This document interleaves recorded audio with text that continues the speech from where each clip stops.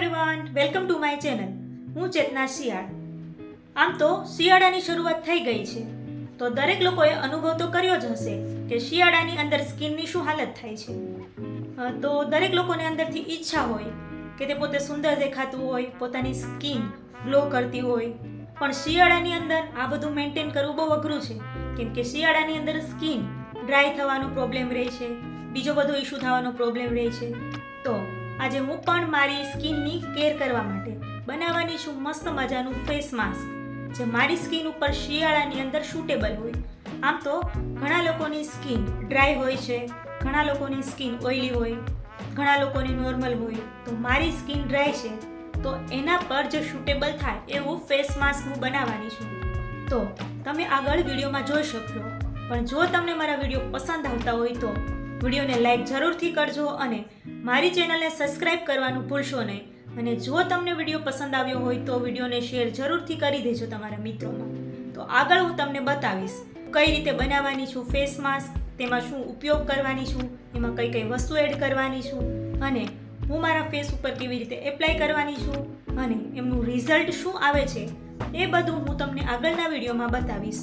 તો મારા વિડીયોમાં જરૂરથી બન્યા રહેજો અને વિડીયો આખો જોવાનું ભૂલશો નહીં, કારણ કે તમે પણ આ ફેસ માસ્કનો ઉપયોગ કરીને પોતાની સ્કિનને ગ્લો કરી શકો છો અને પોતાની સ્કિનની કેર કરી શકો છો.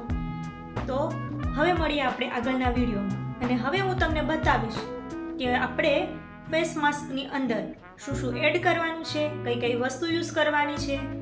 તો ચાલો શરૂઆત કરીએ આગળની. પહેલાં લઈ લેશું એક ચમચી ભરીને હળદર. એને કરી નાખશું આપણે ગરમ.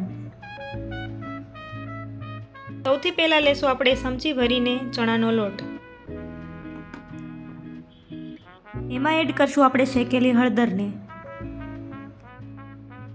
પછી એડ કરશું ગુલાબ જળને, અને થોડી માત્રામાં એડ કરશું એલોવેરા જેલ. પછી એડ કરશું વિટામિન ઈ કેપ્સ્યુલ.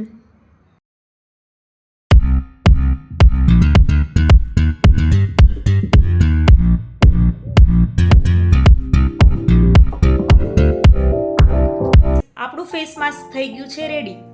તો હવે હું મારા પોતાના ફેસ ઉપર આ એપ્લાય કરીને બતાવીશ.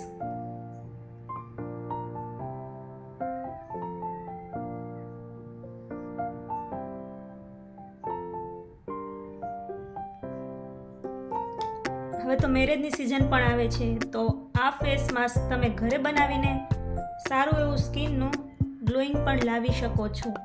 ઘરે બનાવીને તમે સારી રીતે અને સસ્તી પ્રાઇઝમાં આ ફેસ માસ્ક બનાવી શકો છો.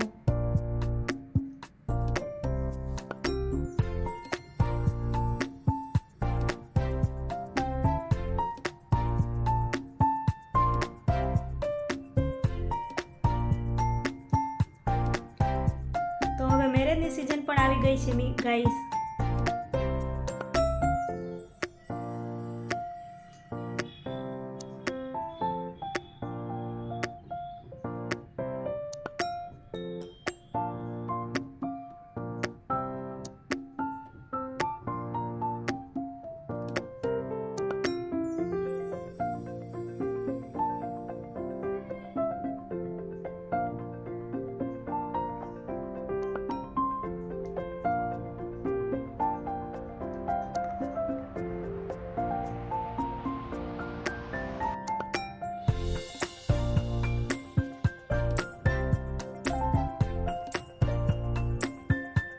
જગ્યાએ રહી ના જાય એ રીતે સરખી રીતે બધે લગાવી દેવું.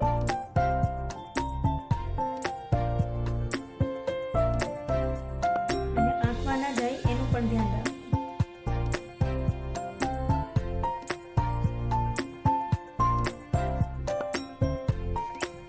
ફાઇનલી હવે ફેસ માસ્ક સુકાઈ ગયું છે, તો હવે આપણે જશું વોશ કરવા માટે.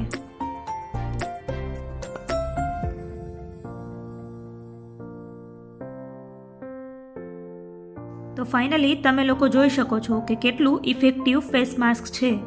રિઝલ્ટ તમારી સામે છે. તમે પણ ઘરે આ માસ્ક બનાવીને યુઝ કરી શકો છો. હવે લાસ્ટમાં લગાવવાનું છે નિવિયાનું મસ્ત મજાનું moisturiser. keep it low key, keep it softly spoken, with no strings tying you to me. I'm happy તો હવે મળીશું આપણે નેક્સ્ટ વિડીયોમાં. ત્યાં સુધી bye bye. my love deserves to be free. I never wanna